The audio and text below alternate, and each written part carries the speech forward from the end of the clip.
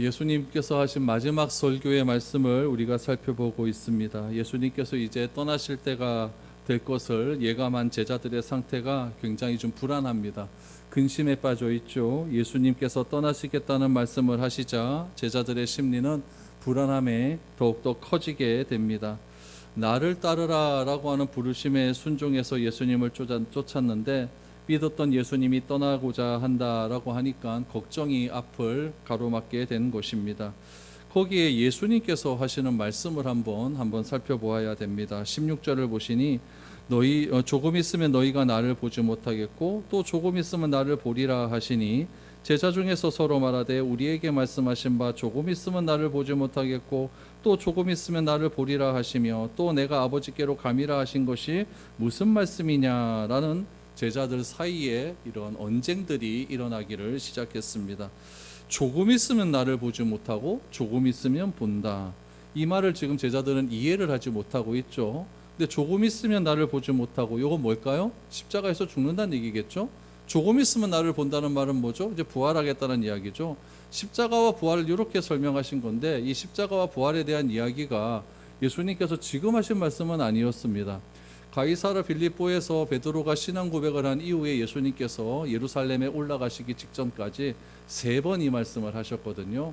내가 이제 예루살렘에 올라가게 되면 장로들과 서기관들에게 고난을 받고 십자가의 고난을 받고 또한 부활할 것이다. 이런 말씀을 3번이나 하셨음에도 불구하고 제자들은 이런 것에 대한 이해를 하지 못했다라는 이야기입니다. 십자가의 죽으심과 부활의 사건을 조금 있으면 너희가 나를 보지 못하고 조금 있으면 나를 볼 것이다 라고 말씀을 하셨는데 이 말씀에 대한 이해를 하지 못하니까 제자들 사이에서 의견이 분분한 것이겠죠. 조금 있으면 나를 보지 못한다. 이게 도대체 뭔 말이냐. 조금 있으면 나를 본다? 이건 또 무슨 의미냐라고 하면서 우리 17절 말씀해 보니까 제자들끼리 서로 언쟁하는 그런 장면들이 보게 됩니다. 여러분 상식적으로 우리가 한번 생각해 보면 예수님이 하신 말씀이 여러분 상식적으로 맞을까요? 안 맞을까요? 안 맞죠. 십자가에 죽고 어떻게 또 다시 살아납니까? 그렇죠? 죽었다가 살아나는 것은 맞지 않습니다. 죽으면 끝이죠. 죽으면 끝입니다. 이런 상식적인 생각들은 배워서 하는 게 아니에요. 그냥 우리가 살아가다 보면은 자연적으로 알게 되는 것이 죽으면 끝이다라고 하는 그런 생각들이 자연적으로 습득이 되어집니다. 제자들은 지금 예수님의 말씀을 어떻게 생각하냐면 상식적으로 생각하는 것이죠. 보편적인 그런 지식을 가지고 생각하는 거죠. 죽으면 끝인데 뭐 또 살아나느냐 뭐 이런 생각을 가지고 지금 말을 하는 것입니다. 그러니까 죽는다라는 것은 이해는 하겠다는 거예요. 왜 그렇죠? 주변에서 죽는 사람 많으니까 예수님도 죽는 것 아니겠느냐 이렇게 이야기를 하는 것이죠. 근데 살아난다라는 것은 이해가 되지 않는 말씀입니다. 근데 참 제자들도 참 대단해요. 예수님께서 이 말씀을 하시기 전에 한 명 살아낸 적이 있습니다. 삭개오, 나사로 하나 살려내지 않았습니까? 그것을 제자들이 눈으로 직접 봤어요. 마르다와 마리아가 나사로가 굉장히 어려운 상황에 있고 죽을 고비에 있자 좀 빨리 와주세요라고 했는데 예수님께서 일부러 시간을 늦추지 않습니까? 4일이 지난 다음에 그렇게 온 거예요. 그러면 썩은데 볼풀 나고 지금 굉장히 좋지 않은 그런 상황인데 죽었다라고 생각하는 그런 상황에서 예수님께서 나사로를 살려냈거든요.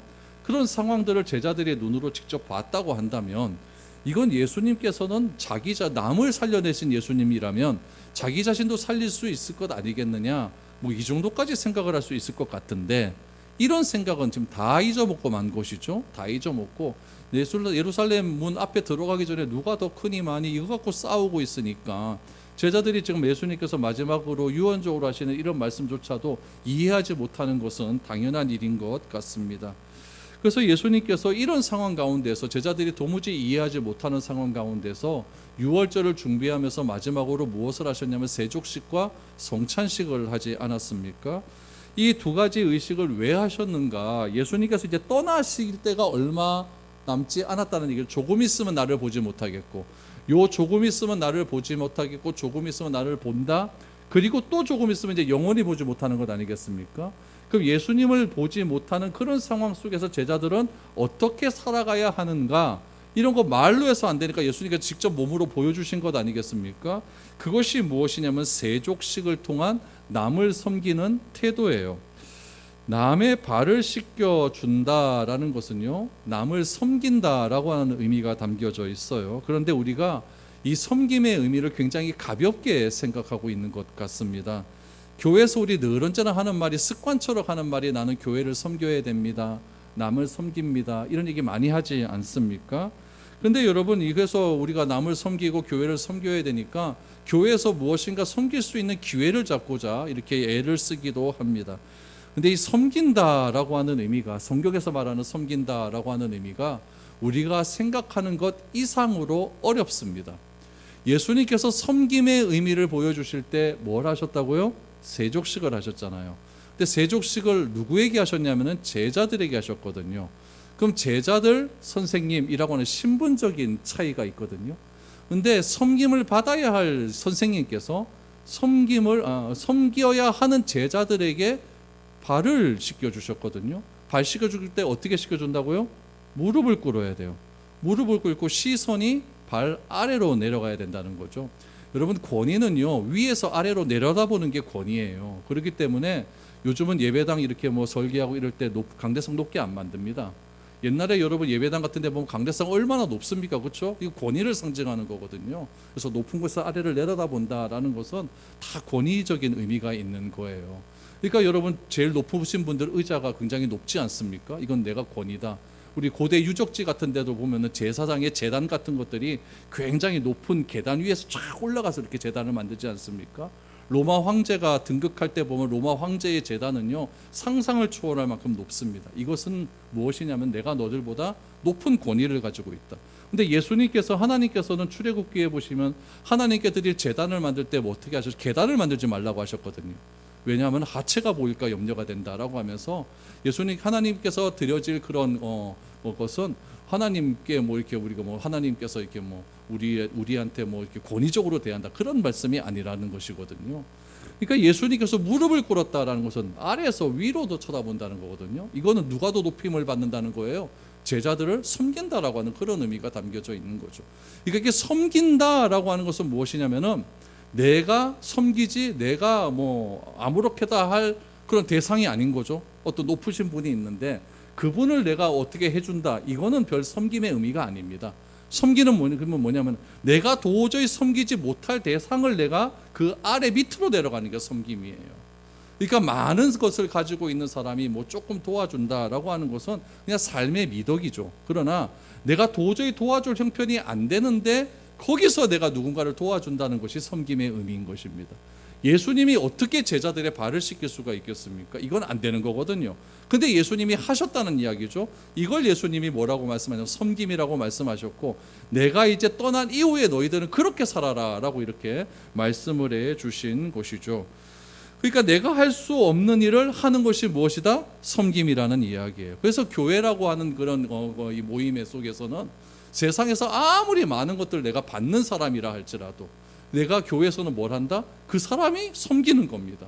그것이 참된 교회의 의미지, 세상에서의 직위가 교회 안에서 똑같이 들어온다, 이거는 진짜 교회가 아니라는 이야기죠. 그래서 교회는 세상의 지위와 상관없이 누구나 교회 안에 들어와서 내가 섬길 수 없는 사람을 섬기는 것, 내가 섬길 수 없는 사람에게 잘해주는 것, 내가 섬길 수 없는 사람에게 먼저 다가가는 것, 그것이 진정한 교회의 의미다라는 이야기죠.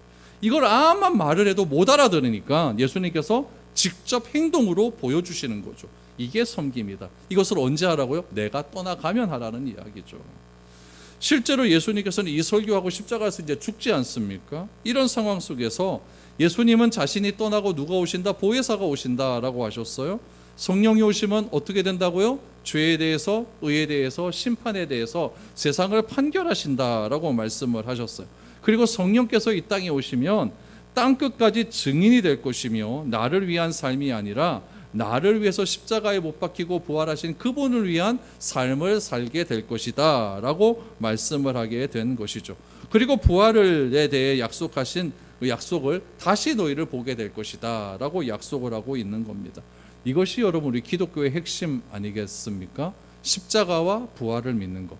십자가와 부활을 믿는 우리가 어떤 태도로 살아가야 되느냐? 섬기는 태도로 살아가야 된다. 이것이 여러분 기독교의 가장 핵심적인 진리라는 거죠. 종교는요, 죽음에 관한 문제를 말을 합니다. 죽음에 대한 문제를 말을 해요. 피라미드 한번 보시죠. 피라미드 보시면 애굽 사람들은 사람이 죽은 후에 10만 년 이상을 살 것이라고 믿고 있었어요. 그러니까 잠시 이 땅에서 30년, 40년 산 거 그게 중요한 게 아니에요. 죽음 이후에 10만 년의 그런 이후의 삶이 있으니까 그것을 위해서 더 크게 만들고 있는 것이죠. 그래서 미이라를 만들고 거대한 무덤을 만들죠.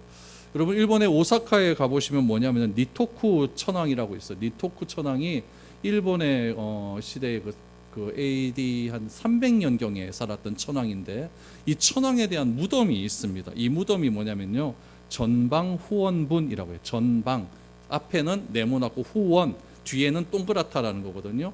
사진 하나 보여드릴게요. 이게 있는데 이 길이가요, 왜 안 보여주노? 길이가요 2km입니다. 길이가 2km고 폭이요 870m입니다. 나중에 오사카 가면 한번 가보십시오.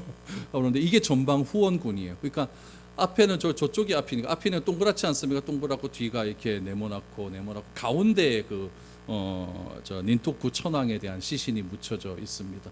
이런 것들이 일본 문화예요. 그러니까 일본의 장례 문화 자체가 이렇게 만들어 놓고 이거를 문화로 바꾸어 버린 거예요. 이게 한국에 영향을 미쳤을까요? 안 미쳤어요. 가야 시대 때 우리 분들을 보면 이런 식의 분들이 종종 발견되고 있고 경남과 전라도 지방에 보면 이런 분들이 실제로 존재합니다. 이렇게 크게 존재하진 않지만은 작은 것으로 존재를 한다는 이야기죠. 이게 다 뭐냐면은 종교는 죽음과 관련이 있는 거예요. 죽음의 문제를 도저히 해결을 하지 못하니까 죽음의 문제를 우리가 어떻게 바라볼 수가 있는가에 대한 죽음에 대한 문화를 만들어 놓은 것이죠. 그러니까 여러분 죽음이라고 하는 것에 우리 인생이 얼마나 매여 있습니까? 그런데 가만히 여러분 다른 타 종교들을 바라보면은 우리 기독교에서 말하는 이런 죽음에 대한 이야기를 하는 종교가 없습니다. 불교는 뭐라고 이야기합니까?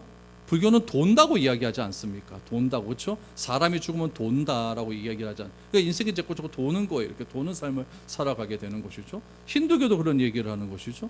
그런데 그 도는 삶을 살아가는데 다시 윤회할 때 그것이 사람으로 태어났냐? 그게 아니라는 이야기예요. 아니라는 얘기죠. 파리로도 태어날 수가 있고 소로도 태어날 수가 있으니까, 그렇죠? 파리도 못 죽이고 왜 사람입니까, 그렇죠?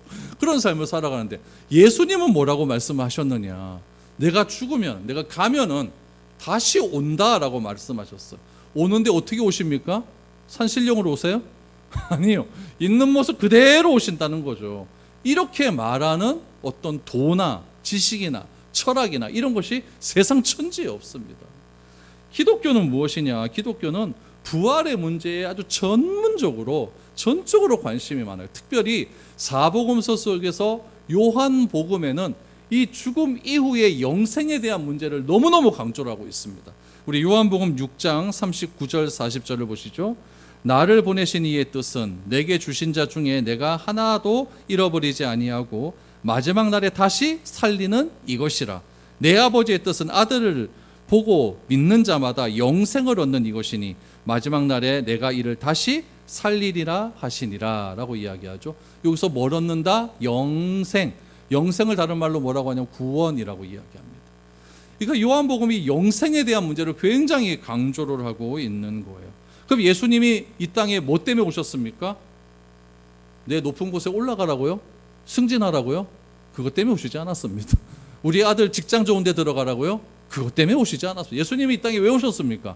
영생을 주시기 위해서 오신 거예요.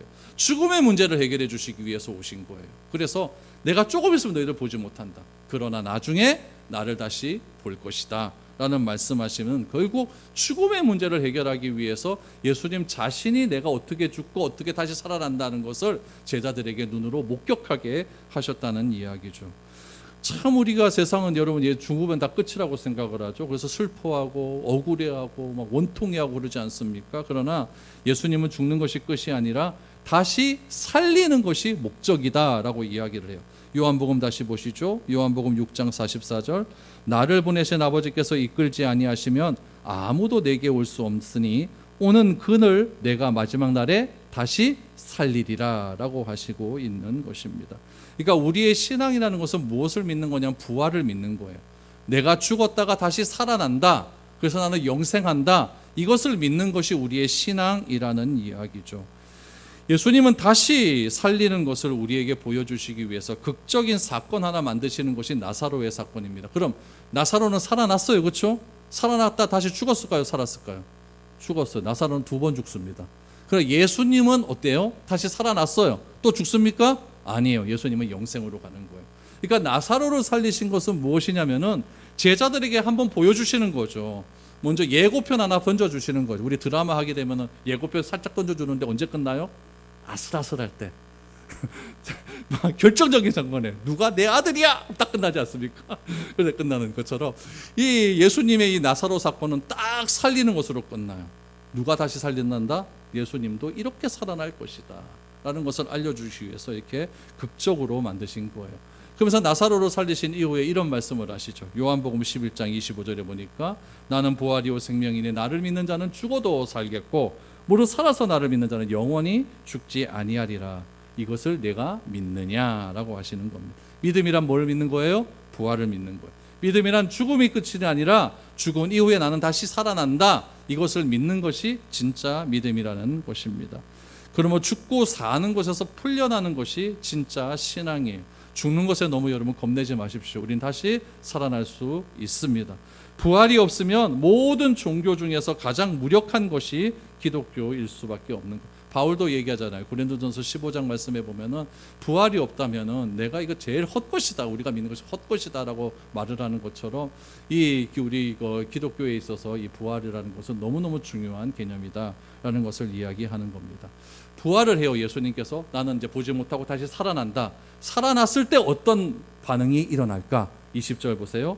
내가 진실로 진실로 너희에게 이르노니 너희는 곡하고 애통하겠으나 세상은 기뻐하리라. 너희는 근심하겠으나 너희 근심이 도리어 기쁨이 되리라. 예수님께서 죽으시면 떠나시는 거죠. 제자들은 어떨까요? 슬퍼해요. 그러나 세상은 기뻐한대요. 여기서 말하는 세상은 누구를 가리킬까요? 예수님을 죽였던 그 지도자들이에요.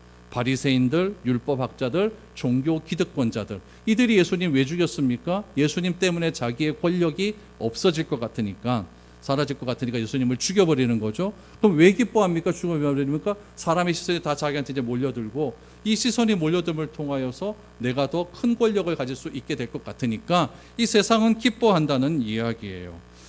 늘 바른 말씀하시지 않습니까? 예수님께서 바른 말씀하시고 또 구약 때부터 내려왔던 전통 자체들을 다 무셔버리지 않습니까? 너희들이 믿고 있던 이 유대교라고 하는 종교 자체가 잘못됐다라고 얘기를 해버리니까 이 유대교인들 종교 지도자들이 얼마나 기분이 나쁘겠습니까? 그런데 이 종교 기독권자들이 예수님을 눈에 가시처럼 여겼는데 그러니까 예수님을 죽여버리지 않습니까? 그러니까 기뻐하는 거죠.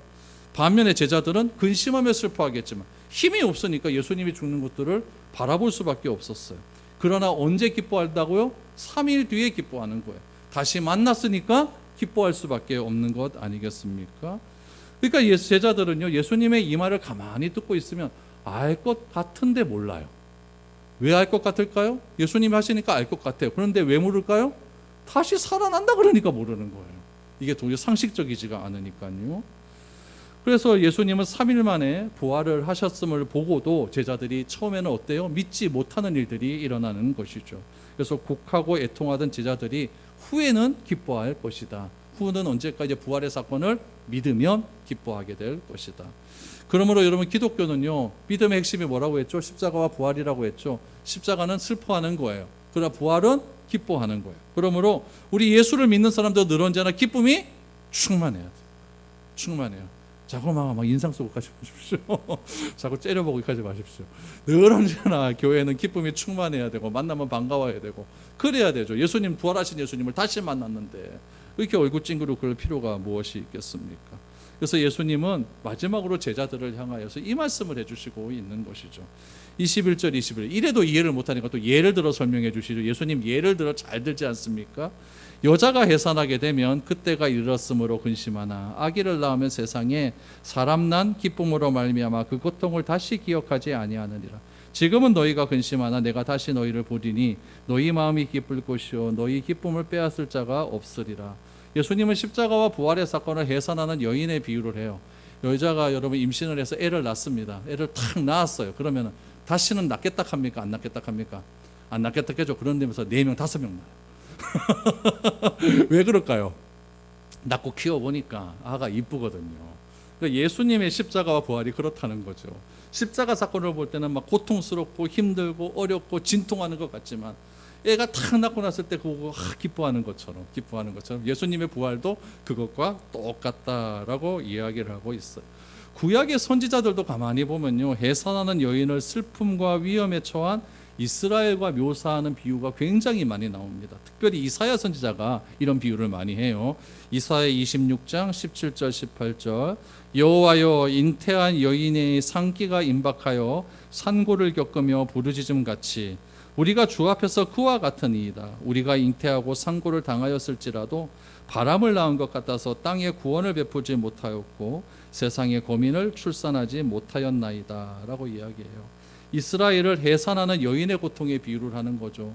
여러분, 여인이 아기 낳을 때 얼마나 고함을 지릅니까? 고함을 지르고 막 죽겠다 그러고 머리 막 끄트러 때리고 막 이러는데, 이스라엘 지금 죄를 지어서 하나님 앞에 회개하는 장면이 이렇다는 거예요.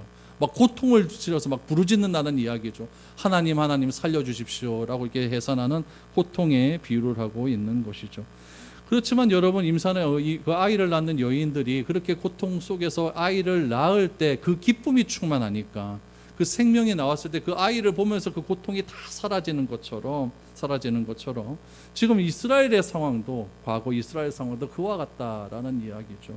그래서 예수님께서는 제자들에게 지금은 너희가 근심해서 해산하는 고통의 여인들처럼 고통스럽게 그렇게 우리를 바라보고 있지만 나중에 부활하게 되면은 달라질 것이다.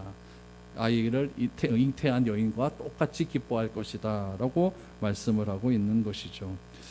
그래서 여러분, 얼굴과 얼굴을 대면하게 되는 새로운 관계가 주어지는 기쁨, 아이를 알아가는 기쁨을 맛보는 것 같은 그런 우리의 신앙이 우리한테 있어나야 됩니다. 여러분, 아기가 처음 태어나면 처음 보는 얼굴이 있어요. 누구 얼굴 봅니까? 요즘에는 산부인과 의사 얼굴 제일 먼저 보죠. 산부인과 의사 제일 얼굴 보고 그러면서 아이고 울어야 되는데 울어라 그런 다음에 이제 탁 때리고 나면 산모에게 뭐라고 얘기해요? 울었어요. 손가락 10개요. 발가락 10개 다 얘기하지 않습니까? 그러고는 이제 산모와 얼굴을 딱 마주하게 됩니다. 그럼 산모가 이 아이에게 뭐라고 해요? 기억 안 나요? 내가 네 엄마다. 내가 네 엄마다 라고 얘기하지 않습니까? 그럼 아이는 그 엄마, 그 사람이 엄마인 줄 압니까? 모릅니까? 모르죠. 엄마만 아는 거예요. 내가 너무 고통스럽게 나서 내가 네 엄마다. 그러면서 아이가 자라나면서 진짜 이 사람이 내 엄마다라는 것을 의심합니까? 믿어요? 믿는 거죠. 그러니까 애기 어릴 때 뭐 네 다리 밑에서 주워 왔다 이런 말 하면 큰일 납니다. 엄마가 처음으로 봤는데 처음 본 그 여인이 엄마다라고 하니까 이 아이 머릿속에 그게 인식이 되는 거죠. 그러면서 아이와 엄마 간에 서로 간에 관계를 맺으면서 엄마와 아이 간에 그렇게 관계를 맺으며 자라가는 것 아니겠습니까? 하나님과 우리와의 관계가 그렇다는 이야기죠.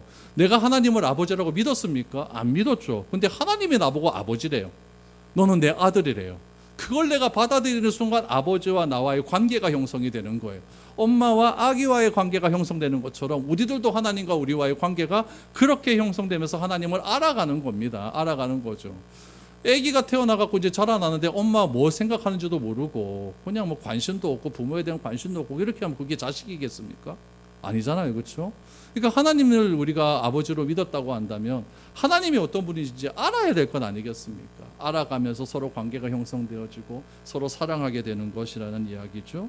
그래서 예수님께서는 그런 의미를 가지고 잉태하는 여인과 자꾸 비교를 하면서 내가 이제 죽지만은 부활할 때 너희는 기뻐할 것이다. 기뻐하고 성령께서 오시면은 너희와 나와 새로운 관계가 맺혀지게 될 것이다. 이런 것들을 강조하고 있는 것이죠. 그래서 이게 기쁨으로 끝나는 것이 아니라 이제 우리 아빠다, 우리 엄마다 이 기쁨으로 끝나는 것이 아니라 무엇인가 그분에 대해서 알아야 될 것 아니겠습니까? 우리가 하나님을 아는 방법 다양한 방법이 있지만 예수님은 그 중에서 무엇을 얘기하셨냐면은 기도를 말씀하십니다. 우리 23절 보세요. 그날에는 너희가 아무것도 내게 묻지 아니하리라. 내가 진실로 너희에게 이르노니 너희가 무엇이든지 아버지께 구하는 것을 내 이름으로 주시리라. 지금까지는 너희가 내 이름으로 아무것도 구하지 아니하였으나 구하라 그리하면 받으리니 너희 기쁨이 충만하리라 그랬어요. 23절에 보니까 그날에는 그랬어요. 그날에는 언제를 그날이라고 할까요? 부활 이후입니다. 부활 이후. 첫 번째는 부활 이후. 두 번째는 언제일까요? 성령이 임하신 이후. 그날을 이야기하겠죠. 근데 오늘 문맥상으로는 언제일까요? 부활이에요. 부활. 부활에는 너희가 아무것도 내게 묻지 않아요. 왜 묻지 않을까요? 성령께서 알려주지. 부활, 예수님께서 내 눈앞에 나타나셨으니까. 옛날에는 예수님이 가시고 다시 오신다고 했는데 이게 무슨 의미인지 몰랐다는 이야기예요. 그런데 이제 부활하신 예수님께서 죽은 줄 알았는데 다시 내 눈앞에 딱 나타났으니까, 나타난 예수님 뭐 묻을 게 뭐가 있습니까? 그렇죠? 이제 다시 보았으니까 이제 묻지 아니라. 그러면서 뭐라고 말씀하시냐면은 너희가 무엇이든지 아버지께 구하는 것을 내 이름으로 주시리라 라고 했어요. 그러니까 부활의 사건을 믿는 자들에게 주는 특권이 나타나는 거예요. 아버지께 구하지 않습니까? 우리 기도할 때 누구에게 기도합니까? 하나님 아버지 이렇게 구하지 않습니까? 그러니까 우리의 기도의 대상은 누구예요? 하나님 아버지예요. 하나님 아버지께 내가 구하는 것을 간절히 아뢰는 거죠. 그럼 어떻게 주신다고 말씀하십니까? 내 이름으로 주신다. 그래서 우리는 어떻게 기도해요? 마무리를 예수님 이름으로 기도합니다. 이렇게 이야기를 하는 것이죠. 그러니까 처음에는 우리가 어떻게 기도했느냐? 나의 만족과 유익을 위한 기쁨, 내 기쁨을 위한 기도가 많았다는 이야기예요. 그러나 예수님이 약속하신 참된 기쁨을 맞이하게 된다면, 그 기쁨이 첫 번째는 부활의 기쁨이죠. 부활의 예수님을 만나게 된 기쁨. 두 번째는 무슨 기쁨일까요? 성령께서 나에게 오신 그 기쁨이에요. 그 기쁨을 맛보게 된다면은 이제 새로운 관계가 형성되는 거예요. 새로운 관계가 형성되면 예수님의 관계 속에서 예수님의 뜻을 따라 구하는 기도가 나오게 된다라는 이야기죠. 여러분, 애기 처음 태어나면 애기한테, 저도 어렸을 때 그랬어요. 엄마한테 뭐 달라 그럽니까? 엄마 100원만. 엄마 100원만. 오로지 엄마 100원만이 엄마 뭐 사주려고 그럽니까? 내 쓰려고 그러는 것 아니에요. 그렇죠? 요즘은 5만 원 줘도 막 차오르거든요. 그러니까 다 내 쓰려고 하는 거예요. 어릴 때는 그렇다는 이야기죠. 근데 오늘 예수님께서 말씀하시는 건 뭐냐면은 부활하신 이후에 성령께서 오시고 난 다음에 하나님께서 나와 새로운 관계가 형성이 되면은, 처음에는 하나님 나 요거 주세요 저거 주세요 이렇게 한 기도에서 이제는 어떤 기도가 됩니까? 하나님을 어떻게 하면 기쁘시게 할 수 있을까? 우리도 부모님한테 돈 받아갖고 내 할 말을 위해서 쓰는 것이 아니라 어디 가서 우리 부모님께 밥 한 그릇이라도 사드리고 이러면 얼마나 좋습니까? 그렇죠? 그런 기쁨이 충만해질 수 있다라는 이야기죠. 그것이 하나님이 원하시는 참된 기쁨이라는 것을 이야기하고 있는 것. 그래서 24절에 보니까 지금까지 너희가 내 이름으로는 아무것도 구하지 않았어요. 지금까지는 어떻게 기도해서 마무리했습니까? 예수님 이름으로 기도합니다. 이렇게 기도 안 했다는 이야기예요. 근데 지금부터는 어떻게 기도해라? 내 이름으로 구하라. 그리하면 너희의 기쁨이 충만해질 것이다. 하나님께 구했는데 어떻게 하면 내 기쁨이 넘쳐질까요? 구한 것을 받으면 기뻐질 것 아니겠습니까? 그렇죠? 그러니까 내 이름으로 구하기만 하면, 주님의 이름으로 구하기만 하면 주님께서 주시겠다는 이야기죠. 그러면 우리 기쁨이 충만해진다는 이야기. 여러분께 왜 기쁨이 없습니까? 기도 안 하니까 기쁨 없죠. 받는 게 없는데요. 내 살 맛이 안 난다 이런 분들 기도 안 해서 그러는 거예요. 기도 안 해서 그런 거죠. 기도하면 내 이름으로 구하면 주시면 기쁨 충만한다고 하는데요. 그래서 기도 좀 하십시오. 저도 열심히 기도하겠습니다. 기도함을 통해서 하나님이 주시는 기쁨을 맛보는데 예수님의 이름으로 구하면은 반드시 주실 것이다. 그 주심을 통해서 내 기쁨이 충만해질 것이다 라고 약속을 해 주시는 거죠. 그래서 예수님이 가르쳐 주신 이런 기도의 의미를 깨달아야 우리가 바른 신앙을 가질 수 있는 겁니다. 여러분, 신앙을 가졌다라고 하는 것은요, 종교의 길을 걷는 게 아니에요. 종교의 길은 내가 깨닫는 겁니다. 내가 벽 보고 참선하고 있다가 이거구나 하면서 내가 깨달아 가는 거예요. 그러나 우리 기독교의 신앙의 길은 무엇이냐면요, 하나님께서 깨달음을 주시는 겁니다. 누구를 통해? 성령을 통해 주시고, 그 성령을 통해 내가 깨달음을 얻게 되면 내가 기쁨이 충만해지는 거예요. 그게 진짜 신앙의 길이다라는 이야기죠. 그래서 우리가 가는 이 신앙의 길은요, 종교 졸업하라고 가는 겁니다. 이제 종교에서 졸업하십시오. 자꾸 내가 뭐 했기 때문에 하나님 뭐 주십시오. 이게 아니에요. 이게 아니라 하나님께서 나에게 깨달음을 주시고, 하나님께서 나를 구원해 주셨고, 하나님께서 나를 아들로 삼아 주셨기 때문에 그 하나님과 나와의 관계 속에서 얻어지는 기쁨이 충만해지는 것이죠. 이것을 가지고 우리는 신앙의 길을 걷는다. 그러니까 종교와 우리는 달라요. 다른 길을 걷고 있다는 이야기죠. 그래서 진짜 기도는요, 성령님이 임하시는 부활의 기도이고 약속의 기도예요. 우리의 기도는요, 약속 가운데 응답이 되는 곳입니다. 그래서 우리 가운데 이 신앙의 혁명이 일어나시고 믿음의 혁명이 일어나시고 생각의 혁명이 일어나셔서 오늘 예수님께서 하시는 이 말씀은 유언과 같은 말씀입니다. 이제 좀 몇 시간 있으면 돌아가세요. 그러니까 얼마나 중요한 말씀을 하시겠습니까? 이제는 너희가 슬퍼하겠지만 조금 있으면 기뻐할 거야. 기뻐한 뒤에 너희들이 해야 될 것이 무엇이다?